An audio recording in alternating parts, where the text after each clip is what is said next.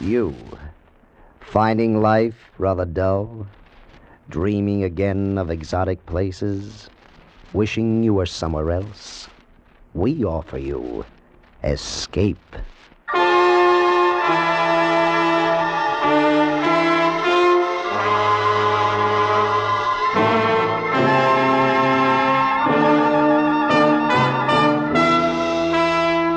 Escape, designed to free you from the four walls of today for a half hour of high adventure. Escape with us now to a small fishing boat off the California coast and a night of terror and death at the hands of a brilliant madman, as Bud A. Nelson tells it in his exciting story, 7 Hours to Freedom.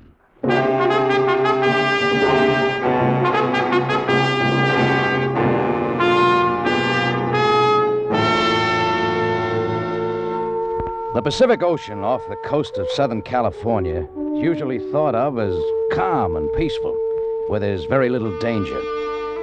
But don't take the Pacific for granted, or you'll be writing your name in foam and throwing it into the wind. There can be trouble out there, all kinds of trouble. The winter months are the lean ones along the coast. Lou and I scrape the bottom of the barrel to make fuel and stores for my boat, the Merry Widow. Rigging for mackerel is fishing the hard way. You've seen the mackerel fleet sneak up on the coast. Those ghostly cities of lights offshore. Guys like Lou and myself trying to make a payload with lights and stinking chum. Mashed, marinated muck you toss overboard with your bare hands to attract the fish. We were anchored alone west of Point Doom Whistle Boy, about a mile out. It was dark except for the spot we flashed on the water and the flashing of headlights on Highway 101, where it dips down to the shore to get a run for Zuma Grade. There were mackerel around, and they were ready. Come on, baby. Up you come. And a boy, Lou. Keep him coming. I'll move the chum out into the light. Hiya. Come on, kids. Free chow. Good, juicy chovy paste. Come and get it. Oh, boy. They're hot. Payload. They're swarming into the spot. Hey, work the edges, Lou. Yeah. They're about ready for the net. Oh, look at them. 3 or 4 pounders. Show me a spot, boy. Lay it right in front of me.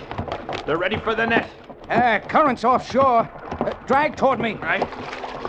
He's into him. Oh, boy. They're hot and heavy. That net's alive. Now, fill her up. Dynamite. Green dynamite. Come on, kiddies. Come to pop.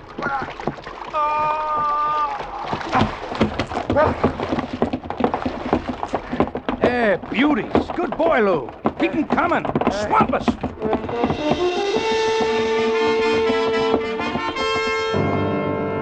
That's the way it works, if you hit it. You forget the smell, the scum, the numbness in your hands, the icy water in your boots. You forget you're heaving 30 to 50 pounds on the end of an 8-foot pole. And you see dollars pile up in the bin boards on your deck. You forget everything around you until they're gone. And you notice that there is a world around you.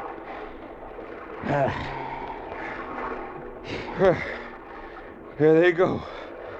School's out. 2 tons at least. Yeah.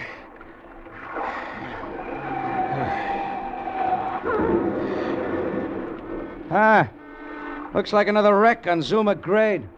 Yeah. Look at the headlights. People just can't pass up an accident. It must be a pretty bad one. I'll take a boat any day.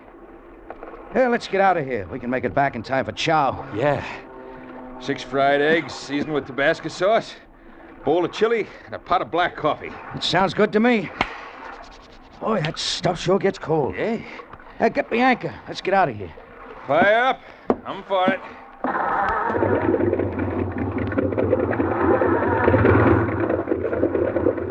Okay. Run up on it. Dead in.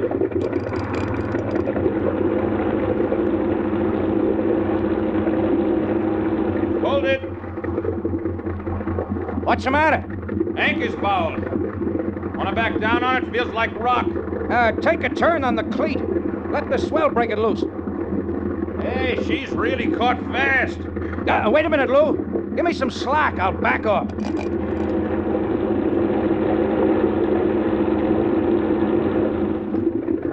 What's wrong? I don't know. Come here. What's up? Look. Company. Yeah. What the devil are those guys doing out here in a little rowboat at this hour? They're either drunk or crazy. They're sport fishermen. But I don't see any tackle. Ahoy there! Wait! Please wait! Oh, they're in trouble. Look. Guy in the stern. Hunched over. You get the boat hook, Lou. I'll rig a fender.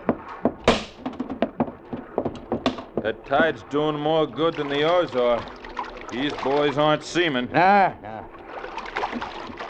Watch the roll when he pulls you alongside. You in the bow, catch the rack. Hold yourself over. Hold it on, Jake! We have an injured man here. Lend a hand. Yeah, sure. Down, get aboard. Ellis, help Stacy. Help him? Dead weight?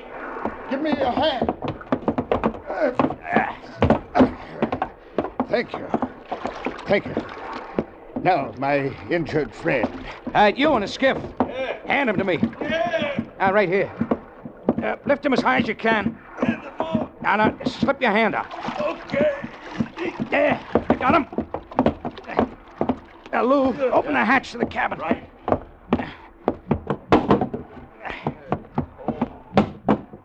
Move that gear off the bunk.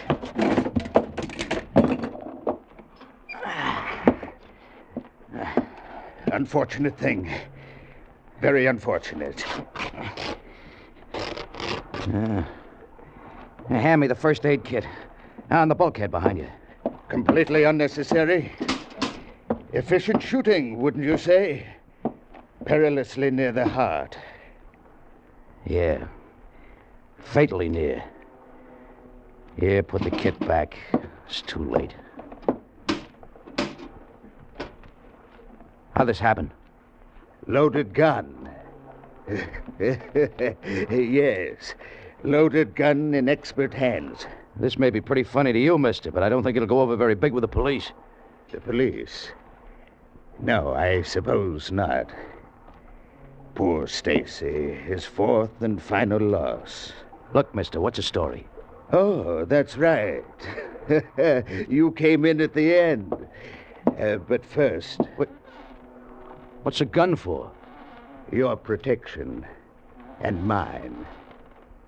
Forgive me, young man, for pointing this at you. I use it only to establish command. Outside. Go on.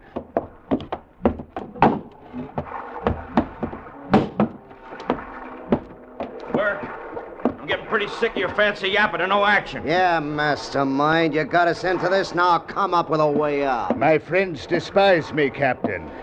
Look at them. Young Ellis. Shut up, Burke. I warned you. He's a coward, a thief, and a murderer who fancies himself equal to any known knife artist. You know I'll kill you, don't you, Burke? If it's the last thing I do, I'll cut that fat off of you. It will be the last thing you do, Ellis.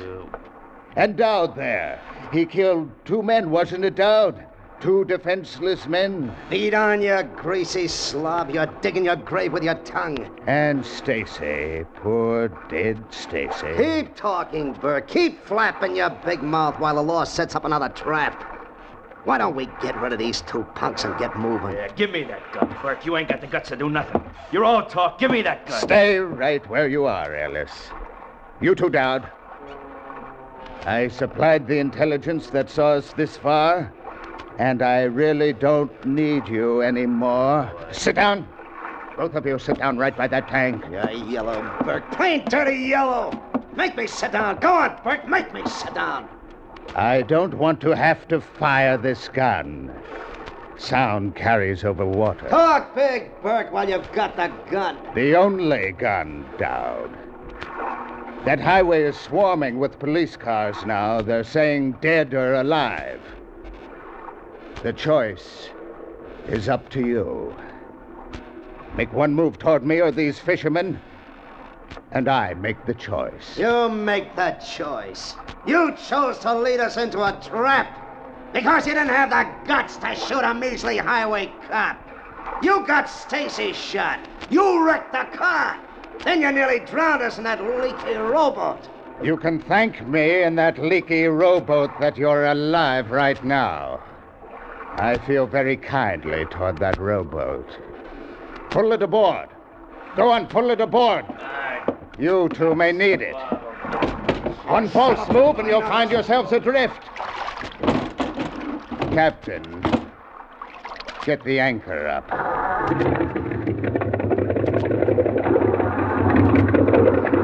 Take in what slack we can get, Lou. The line parts and parts.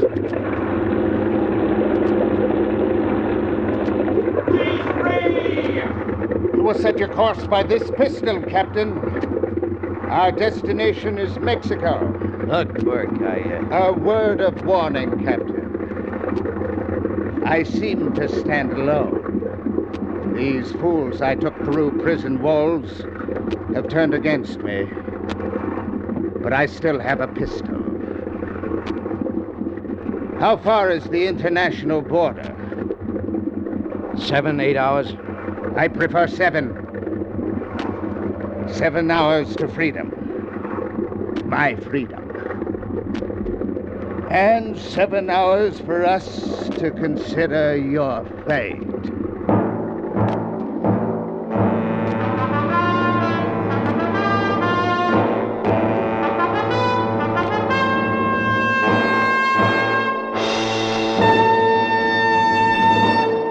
You can start out to count the laughs in the Red Skelton Show, but you'll wind up laughing so hard yourself you lose the count.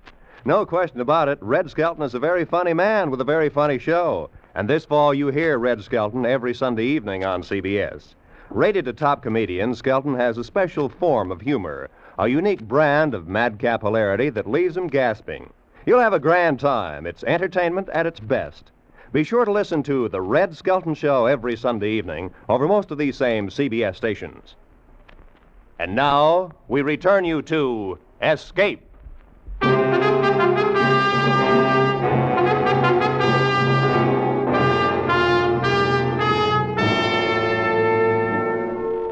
Dawn broke with the Los Angeles harbor light well on our stern.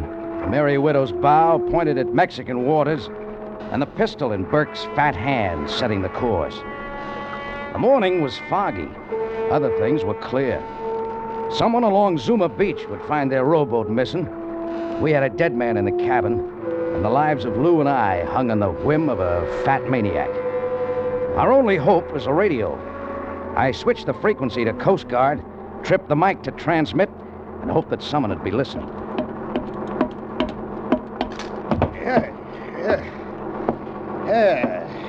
It's more pleasant up here on the bridge, Captain. The cabin is somewhat stuffy. What's your master plan for the body? Loathsome things, dead man. Much as I'd like to dispose of it, we can't risk cluttering our trail. Let us hope there will be no more. There needn't be, you know, if you cooperate. Yeah, the Merry Widow's at your disposal, Mr. Burke. As long as you hold that gun on the crew, there's no choice but to take you to Mexico. We don't have too far to go. Just about due west of Long Beach, making 18 knots. You are unduly nervous, Captain. Is it the pistol? Look at our friends huddled together down there in the stern. Planning my assassination, and no doubt yours. You understand the situation, don't you? No. Then I'll tell you. This gun and I are your buffers, your guardians against the plotters back there. In exchange for this protection, you give me transportation. In a few hours, I will be a free man, and I shall go my way alone. Maybe. Radio. The radio. I underestimated you, Captain. Very clever. Well, I tried. I assume I've been broadcasting for some time. You have. Direct to United States Coast Guard. I bow to you. How stupid of me. And you. Up to this point, you have shown some intelligence. These heroics give me no choice. All right, go ahead and shoot. You'll pile into rocks before you hit San Diego. You'll never see Mexico. Lou's no pilot, and none of you are. You're right. You are still useful. Resume your course. Look, Burke, you're supposed to be the brains of the outfit. If you're even half smart, you'll get in that skiff and head for shore. You better not be on this boat when the Coast Guard catches up with us. If you are a religious man, Captain, I would suggest that you pray they don't catch up with us. Look, mister, my advice to you is to launch that skiff and hit for the beach. You're a fool, Captain. Until your little stratagem shows tangible results, I wait. And you live. Resume your course.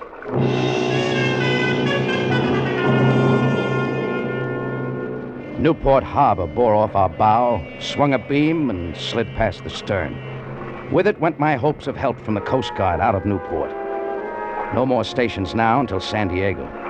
At the foot of San Clemente's red tile roofs, I saw a Santa Fe streamliner rushing north towards Los Angeles. I wished I was on it and headed in the same direction. How far are we from the border, Captain? 5, 6 hours. Good. If the Coast Guard heard your radio, they don't seem to be rushing to your rescue. Take another look, Burke. Dead ahead and bearing down. Hold your course. Don't try to attract them or you die right where you stand. You, Lou! Yeah? Stay where you are. Hold your course, Captain. Mister, that's a Coast Guard picket boat. They got guns. Ellis, down. Stand up and wave. Make it look friendly. Don't overdo it.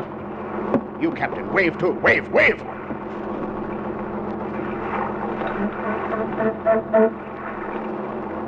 Look at the fools. The friendly fools waving back. We're just friendly fishermen. They didn't even cut their speed. 2 herringbone wakes met, merged playfully, overlapped, and faded. With them went my hopes of help from outside. Our only chance now was to get Burke's gun. The fish knives. But they were back on the cleaning chute, neatly racked. I turned to look. Gone. 3 knives gone. My hand rested on the clutch lever, cast bronze, complete with grip and detachable. I had to get that gun. I tripped the key that locked the lever and... Come here. I want to talk to you. Got a deal. I've been expecting this. They're ready to cooperate. You, Lou, down the ladder. Just in case our good captain entertains any rash notions. You will be our hostage. Go ahead. Happy to oblige.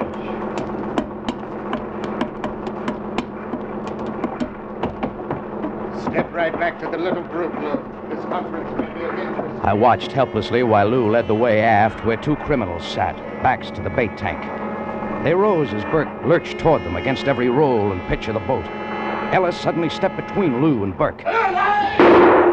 The pistol roared harmlessly. Burke slumped balloon-like as Dowd tore the pistol from his hand. Ellis, knife in hand, kept slashing. Enough, fellas! Lay off! No! Lay off, I said! Give me that knife! Give me it! I said I'd cut him, the fat slob. He didn't believe me, eh? Look at him. Blubber. Blood and blubber. Come on, Lou! Up that ladder there to your buddy! Go on! Yes, sir.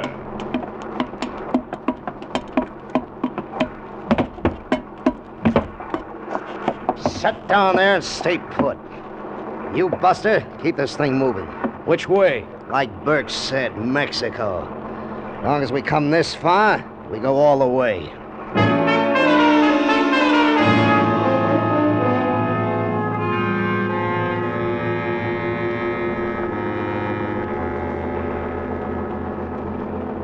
Move in. Drive in closer to shore. How close? I'll tell you how close. Hey, now, wait a minute. I'll pick out a spot to beach the skiff. Then we'll move back outside the 3-mile limit until dark, so that Mexican patrols can't find us. Ain't that nice? In the dark, I move in as close to shore as I can, and you go ashore in the skiff, and I head back up the coast. Just like that, huh? Well, Buster, you'd better pick a good spot to make a landing, because you're going in with us. Going in with you? What about this boat? Leave it and the Mexican authorities... You're gonna drive this boat right up on the beach, that's what, right up on the beach. Wreck it? Look, Dowd, we draw close to 10 feet of water. We'll ground a city block offshore. So what? I can swim. I got nothing to worry about. You ain't gonna need this tub no more. Look, Dowd. If we beach this boat, we mark the spot where you go ashore. But put in by skiff and you won't attract any attention. My radio's shot. It's 2 hours run back to San Diego. I can't holler anything that'll hurt you. It ain't 2 hours to Mexican cops. I can't go to Mexican cops. I haven't got a clearance.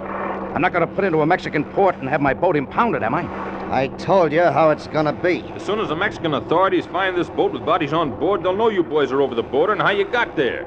Huh? Well, maybe you got something. Now, I'll talk it over with Ellis. Don't try nothing.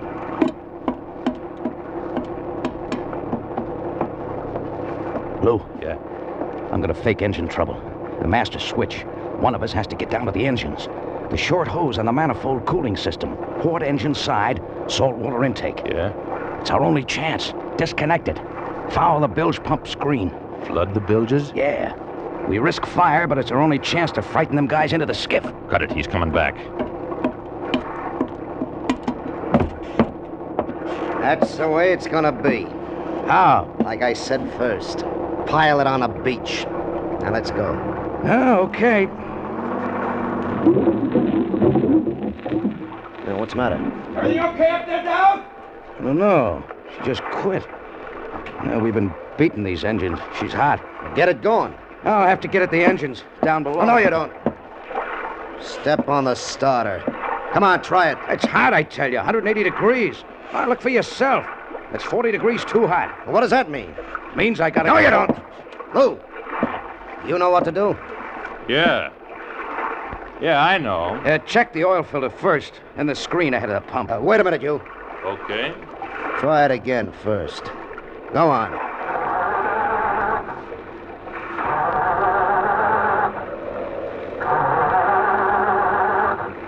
It's no use. The trouble's down the engine room. Go on, Lou. Hey, Alice. Yep. Go down in the hole with this guy. Keep an eye on him. Okay, sure.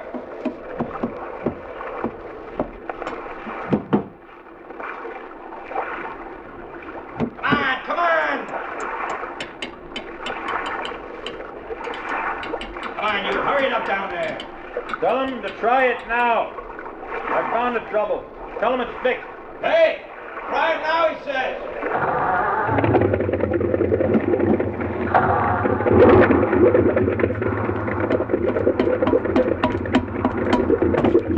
That was it. Piece of kelp in the screen. Plenty of water now. Plenty. Good. Get going.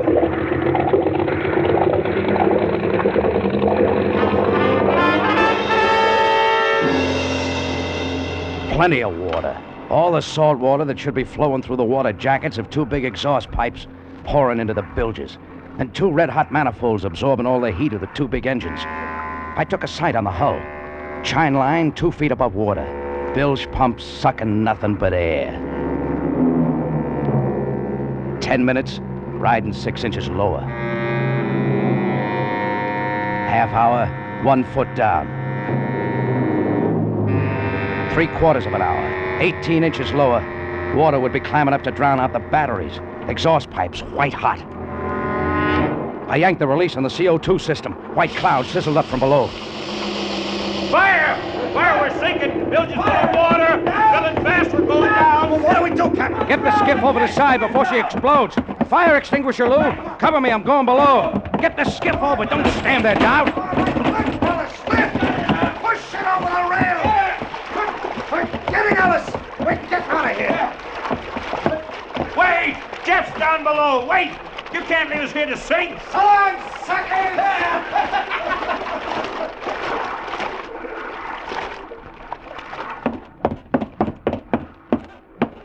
You all right down there, Jeff?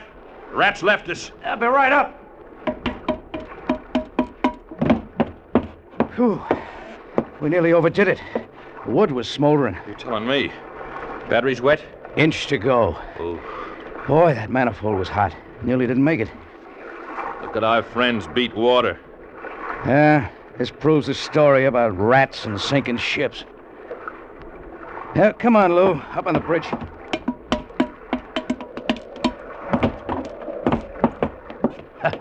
Watch their faces now.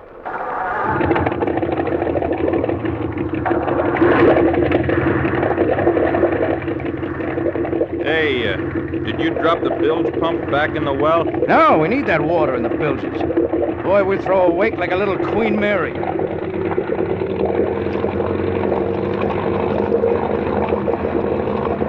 Turning up 2,800. Still a little hot. I'm on 3,000. Look behind us. We're throwing a wake like a destroyer. Come on, baby. You big, big bird. 3,000. Churn. Come on, around. That's a nice, tight circle. Wrap. What are you going to do? Crash him? Nah. Gonna lasso them with a wake. We let chop hits their skiff from four sides. You think they're in a sou'easter? Look at Dowd. Trying to get a bead on us. She's... Hey, there they go, capsized. That's just what I wanted. Yeah, but they're hanging onto the keel of the boat. I'd let them dig wood for about half an hour. Brother, that water's cold. You should know. Let's see if Dowd's still got a gun. I can't tell. Looks like he... He has.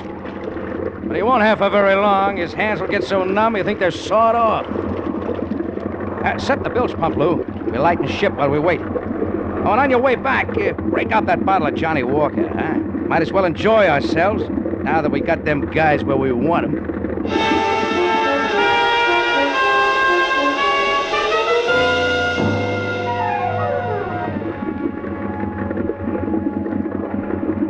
I wonder about prices, Lou.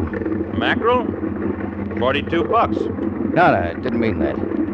I meant bounty. Reward. State of California owes us quite a little dough. Mileage, 2 ton of spoiled mackerel, 1 radio transmitter, and 4 escaped convicts. 2 of them on ice. Well, get the boat hook, Lou. The 2 live ones are ready for the gaff.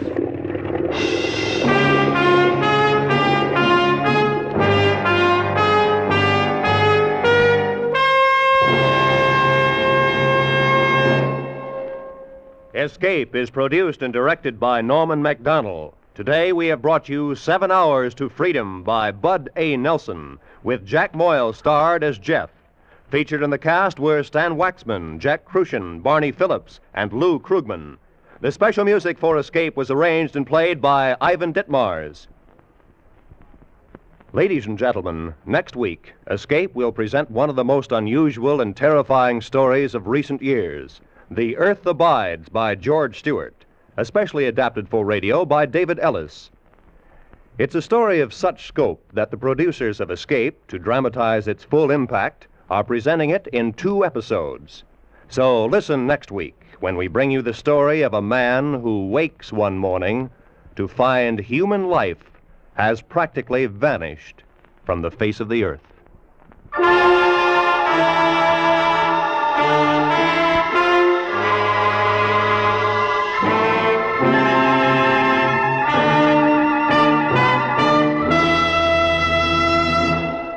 CBS's lovely red-headed Saturday night comedienne, Lucille Ball, pays an extra visit to CBS, the Star's address, tonight. Lucille will be the special guest of Edgar Bergen and Charlie McCarthy. More famous guests, Mr. and Mrs. Ronald Coleman, will pay one of their hilarious calls on Jack Benny. And don't forget, it's later today that Frank Sinatra starts his new Sunday afternoon series on this network over most of these same stations. Now, stay tuned for Make Believe Town, which follows immediately on most of the CBS stations. Roy Rowan speaking.